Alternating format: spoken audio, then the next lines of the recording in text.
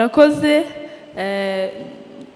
Nitwa Uwicyeza Nkaka Yvonne, nkaba nshimira uyu mwanya mu mayi ijambo kuko ninjye mukobwa wa mbere ubashije kuvuga,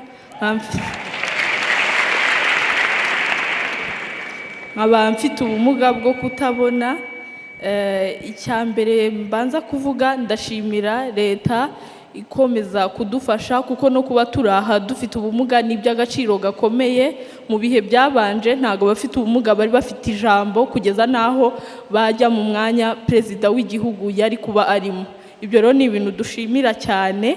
Ikindi ndashimira polisi yo mu Rwanda ivuga education for all, aho twagiriwe amahirwe yo kwiga, tukiga primary level, tukiga secondary, tukagira amahirwe yo kujya no muri za kaminuza tugatsinda ku rwego rwo hejuru, ku buryo baduhaye degrees. Nta bintu by'impuhwe byo kuvuga ngo niba ufite ubumuga ngo barayiguha ku buntu. Tukaba ubu ngubu nkanjye ku giti cyanjye nararangije mu itangazamakuru ndetse n'itumanaho. Hari n'abandi bagenzi banjye benshi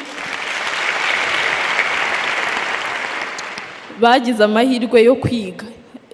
Kurasa ku ntego rero, hari ikibazo duhura nacyo nkatwe nk'urubyiruko. Mutubwira mu ijambo ryanyu mwavuga agaciro yo kutagira uwutegereza niba yaramutse kugira ngo nawe uramuke. Urubyiruko rwinshi rwagiye ruvuga amatestimonies y'ukuntu bafite amabizinesi, aba ari aba CEO, aba managing directors, ariko kuri twebwe dufite ubumuga biracyakomeye cyane kuko kubona akazi ni ibintu bitoroshye, kuko akenshi umuntu ajya gutangiza business yiwe kuko yabaye empowered, kuko abantu bamwumva, kuko bumva ko business ye igiye kugira icyo ihindura. Ariko ku bantu dufite ubumuga biragoye cyane. Icyambere, ntago mu bigo bya leta kuduha akazi biragoye. Bahita bavuga ngo niba ufite ubumuga kutabona se wakora gute? Ntabashe gushyiramo logique ko wabashije kwiga ugatsinda kandi nta mpuhwe ugiriye wabideservingaga.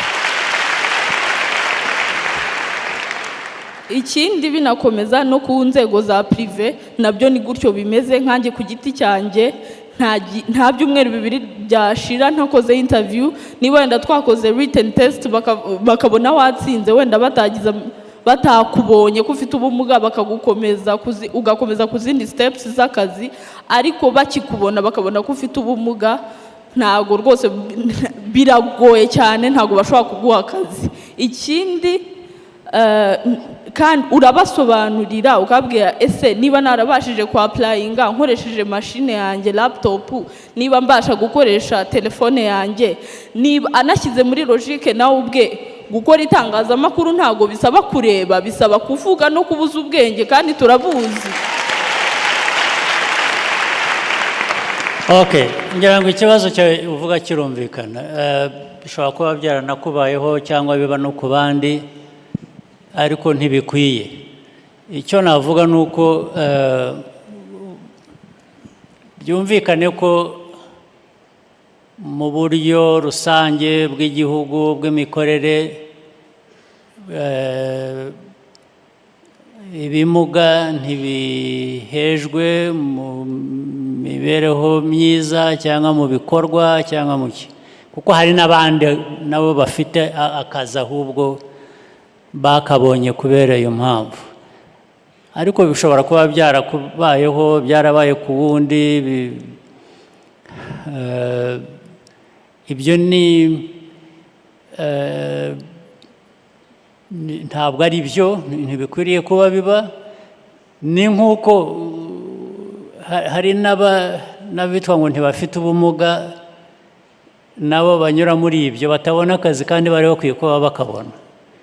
Ni imikorere mibi rero yo igomba gukosorwa, cyane cyane ku buryo bw'umwihariko. Hari n'inzego ubundi zikwiye kuba zishinzwe abafite ubumuga, ndetse hari n'ababufite bavugira abandi. Ubundi izo nzego zirahari, nta mpamvu rero zidakwiye kuba zikora cyangwa zunganirwa kugira ngo ibyo bibazo bikemuke. Ikibazo cyaba icyawe cyaba icy'undi umeze nkawe ushobora kuba yarahuye nacyo, ibyo ni ibibazo bigomba gukemuka byanze bikunze.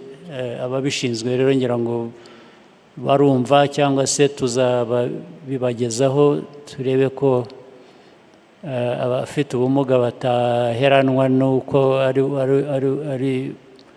bafite ubwo bumuga kandi hariho uburyo bwo kubunganira.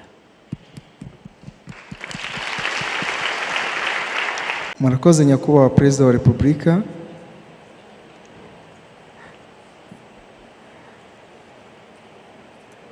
Abashimira n'urubyiruko rwose kuba mwaraduhurije hano muri YouthConnekt. Nitwa Nziyonsenga Ezekiel, nkaba mfite ubumuga bwo kutumva no kutavuga. Ndashimira nyakubahwa Perezida wa Repubulika kubera ko twebwe abafite ubumuga mu Rwanda hari amahirwe menshi mwadushyiriyeho. Natwe tuzi ko mwamaze mu minsi yashize mu nama y'abaminisitiri mwamaze kwemeza ururimi rw'amarenga, mwabiganiriyeho mugaragaza n'izindi mbogamizi zishobora kuba dufite zituma tutagera ku makuru.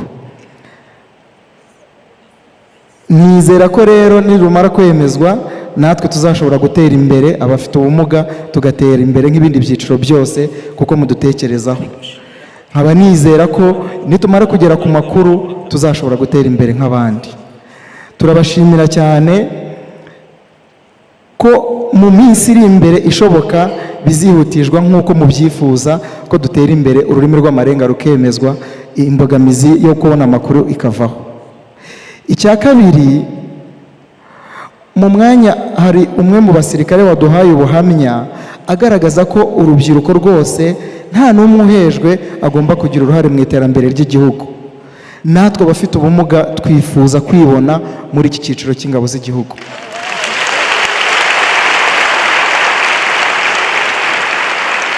Murakoze nyakubahwa Perezida wa Repubulika, twizeye ko muzatwakira tukagira uruhare mu iterambere ry'igihugu. Murakoze. Nibyo rwose, hari ibishoboka byose kuba byakorwa kunganira abafite ubumuga butandukanye, bizakorwa uko bishobotse kose. Hanyuma n'ibigana kuri uriya mwuga nk'uw'igisirikare bavugaga, mu by'ukuri abanyamwuga bose bawujyamo, abantu bose, hari abaganga, aba-engineer, aba-accountants,